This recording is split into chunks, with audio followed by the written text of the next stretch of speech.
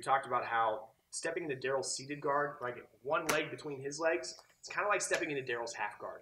So even though Daryl's upright, if I start thinking about things I would do when we were laying on our side, when Daryl was on his back and I was on top of him, if we start thinking about the kind of mechanics and the things I'd be looking for there from the upright position, I can kind of discover some new opportunities for myself, some new ways of passing that position.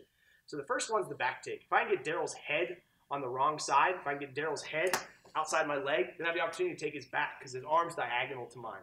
But what if Daryl's head is stuck in the inside in a nice, strong single leg position? If he was doing that in half guard, it'd be almost like he had an underhook. So let's look at this position. So if we're here, scoot this way a little bit. So if we're in this position here, okay, Daryl's on my leg. This is kind of like a half guard position. It's like Daryl has an underhook.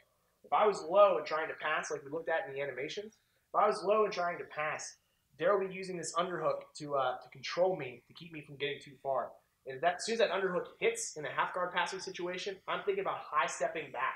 So we're going to do the same thing from this seated guard position, just going to be vertical instead of horizontal.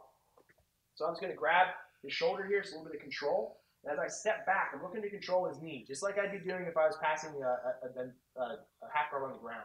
Stepping, grabbing his pants, sitting down, framing up right here, using my knee. I'm using this he's going to clamp up his legs nice and tight. Using this knee to create a shelf to keep his knee elevated and keeping my chest forward, keeping him from rotating. This structure keeps him from turning towards me. If this goes away, Daryl can turn towards me very quickly and start getting on top. Let's look at it from the other side.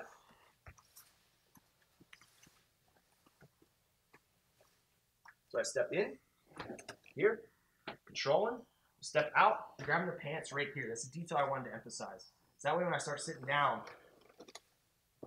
I control nice and tight. I set my leg up behind his. I'm putting my head forward, chest forward, nice and strong. As soon as I start leaning back, Daryl's going to roll me.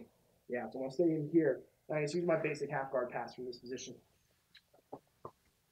It's a real quick technique, but it's not a new technique if you're used to doing that in half guard. So again, you're repurposing parts of your game to use them somewhere else, even though it looks completely different, but the positioning is very similar.